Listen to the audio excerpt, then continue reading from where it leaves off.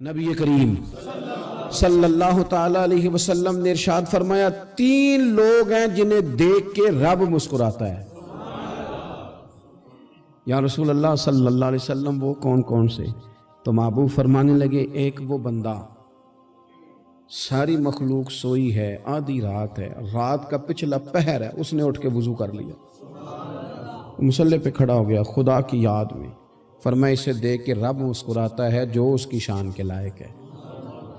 مسکراتا ہے اللہ۔ یہ تو سونے کا ٹائم تھا، یہ تو گہری نیند آنے کا وقت تھا، رات کا پچھلا پہر۔ رات پوے تے بے درداں نو نیند پیاری آوے تے درد منداں نو یاد سجن دی ستیاں وی آن جگاوے، اور ساون کی کالی راتوں میں جب بوندا باندی ہوتی ہے، وہ راتوں کو اٹھ اٹھ روتے ہیں جب خلقت ساری سوتی ہے، اللہ مسکراتا ہے۔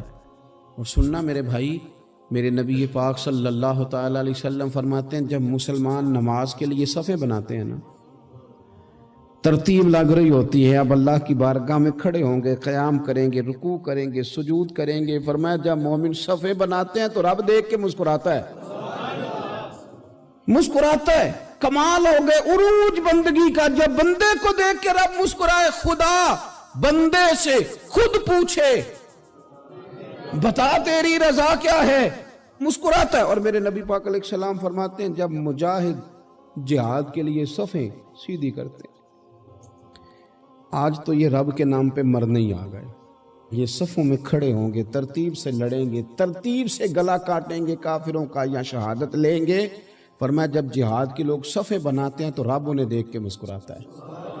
کتنے نصیبوں والا وہ بندہ ہے جسے دیکھ کے مسکرا دیا۔ او یار کبھی تیرا بیٹا تیرے سامنے مسکرائے نا چھوٹا تو تیرا دل باغ باغ ہو جاتا ہے۔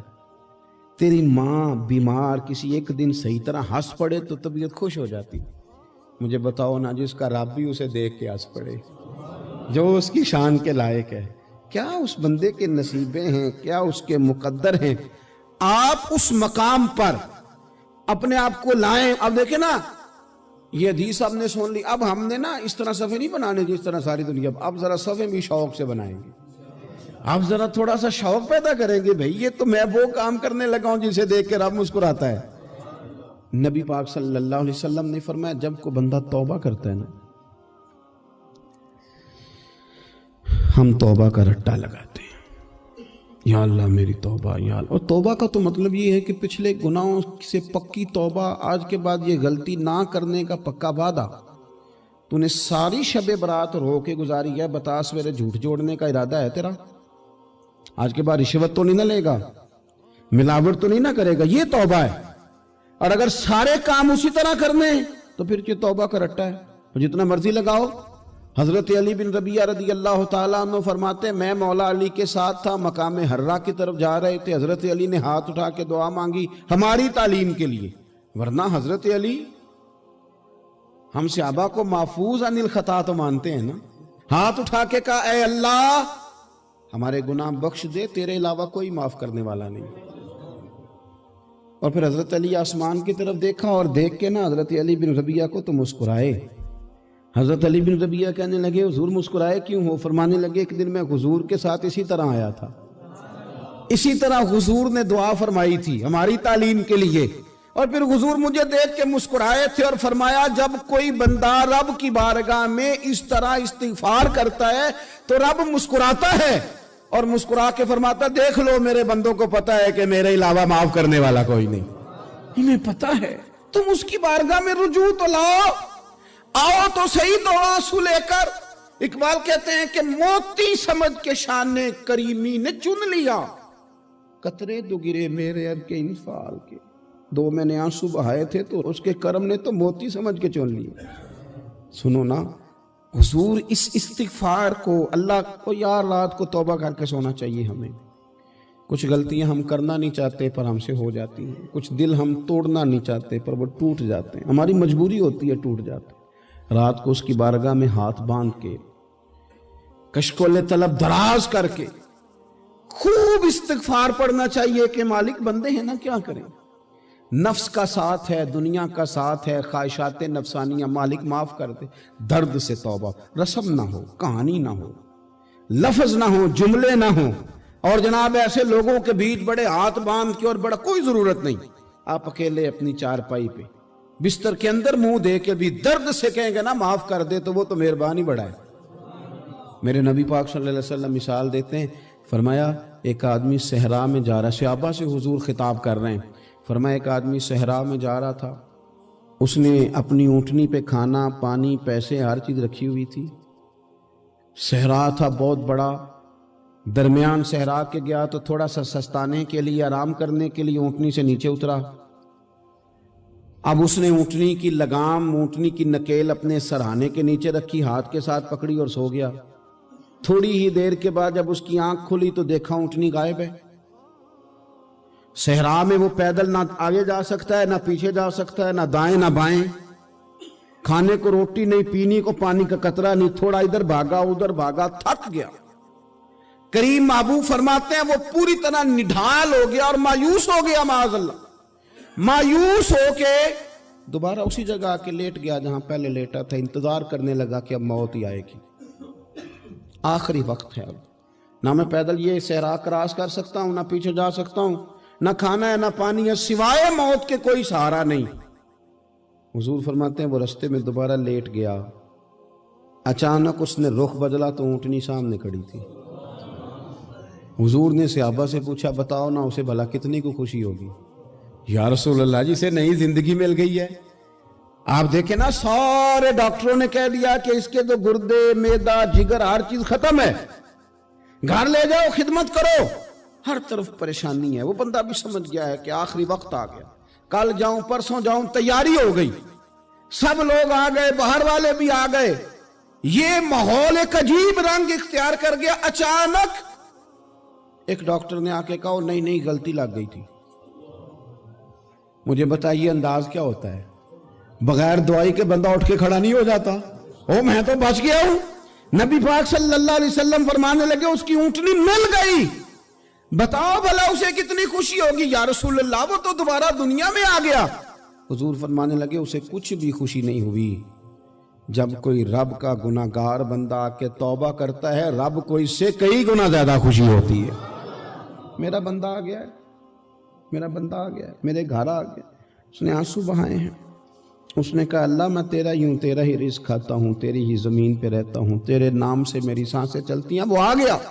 फरमाया उस ऊंटनी वाले से ज्यादा रब को खुशी होती है जब गुनाहगार आके तौबा करते। गुनाहगारों के आंसू उसकी बारगाह में बड़े मकबूल हैं, लेकिन हम रस्म अदा करते हैं, तौबा नहीं करते। हम अपने आप के साथ धोखा करते हैं, झूठ बोलते हैं। हम बंदा कोई नाराज हो जाए तो हमें को नहीं नींद आती, उसके घर चले जाते हैं। हम अपने सारे रिश्तों को ताल्लुकात को मेंटेन करके रखने के आदी हैं। हमें पता है कि वहां मैं नहीं जा सका तो बेटा भेजता हूं, फलां शादी पे मैं नहीं जा सका तो भतीजा भेजता हूं, भाई भेजता हूं। हर ताल्लुक का हमने ख्याल रखा कोई रूठ ना जाए। लेकिन कमाल है ना, ये नहीं सोचा कि अगर रब रूठ गया तो, जब वो रूठ जाए ना तो सारे रिश्ते भी बंदे के पास मौजूद हों तो कोई करामत नहीं होता।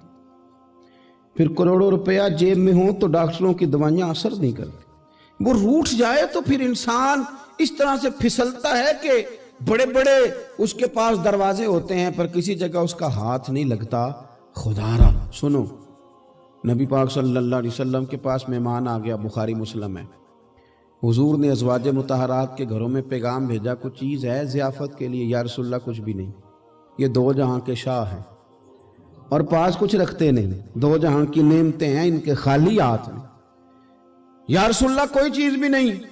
हुजूर ने सहाबा के मजमे पे नजर डाली, या रसूलल्लाह सल्लल्लाहु अलैहि वसल्लम हुक्म हो। तो हुजूर फरमाने लगे तुम में से कोई बंदा है जो इसे घर ले जाए रोटी खिलाए। एक सहाबी उठे फौरन, हुजूर मैं लेके जाता हूं खाना खिलाता हूं। फरमाते हैं मेरे घर में सिर्फ बच्चों का खाना था, ये नहीं कि फ्रीजर भरा हुआ है नेमतों से, सिर्फ बच्चों का खाना। ये नहीं कि किसी को देख के अपनी हंडिया पे बर्तन दे लिया, सिर्फ बच्चों का खाना। कहते हैं घर गया, बीवी से कहा क्या कैफियत है? कहने लगी बच्चों की रोटी है। मैंने कहा बच्चे सुला दे, सुबह नाश्ता कर लेंगे। تو کہنے لگی آپ کیا کھائیں گے؟ تو میں نے کہا نہ میں کھاؤں گا نہ تو کھائے گی، مہمان جو نبی پاک کا ہے۔ کہا اچھا، اب ذرا تجویز دیکھو میاں بیوی کی سوجھی آپس میں۔ کہتے ہیں کھانا لگا دینا، کیونکہ ایک آدھ بندے کا کھانا ہے۔ اپنی غربتوں کا ہر جگہ اظہار کرنا، رونا رونا، یہ دیکھو غربت کیسے چھپائی جا رہی ہے۔ اس کو کہا نہیں کہ چل تو تھوڑا رحم کھا، تو آیا ہے تو تھوڑا رحم کھا، یہ نہیں کہا اٹھ کے نا تو کھانا رکھنا اور اٹھ کے نا چراغ ٹھیک کرنے کے بہانے بجھا دینا۔ ہم دنیا والوں کے سامنے کیوں اپنے دکھ بیان کریں؟ ہم جو کہیں گے رب رسول کی بارگاہ میں کہیں گے۔ تو نا چراغ ٹھیک کرنے کے بہانے، اہلیہ اٹھی، کھانا دینے کے بعد چراغ ٹھیک کرنے کے بہانے بجھا دیا۔ خامد بھی ہاتھ چلاتے رہے، بیوی کبھی برتن رکھتی کبھی اٹھاتی، پتہ چلے کہ کھانا کھا رہے ہیں، کھانا کھایا جا رہا ہے۔ کہتے ہیں مہمان پیٹ بھر کے کھانا کھا گیا۔ یہ کام ہوا رات کے اندھیرے میں، اس وقت ہوا جب چراغ بھی بند تھا، اس وقت ہوا جب کوئی دیکھنے والا نہیں تھا، کسی پڑوسی کو بھی خبر نہیں تھی۔ فرماتے ہیں صبح کے اجالے میں اس مہمان کو لے کے مسجد نبوی میں نے قدم رکھا تو نبی کریم نے فرمایا رات جو تم نے کام کیا ہے نا، اسے دیکھ کے میرا رب بڑا مسکرایا ہے، اللہ بڑا مسکرایا ہے۔ اللہ تر دامنی پہ شیخ ہماری نہ جائیے، ہم دامن نہ چھوڑ دیں تو فرشتے وضو کریں۔ یہ شان ہے صحابہ کی۔ نبی کریم علیہ السلام نے فرمایا رب رات مسکرایا تیرا یہ انداز دیکھ کے، اور اس نے قرآن نازل کیا وَيُؤْثِرُونَ عَلَىٰ أَنفُسِهِمْ وَلَوْ كَانَ بِهِمْ خَصَاصَةٌ۔ کچھ لوگ وہ ہیں جنہیں بڑی بھی ضرورت ہو تو دوسروں پر اثار کر دیتے ہیں۔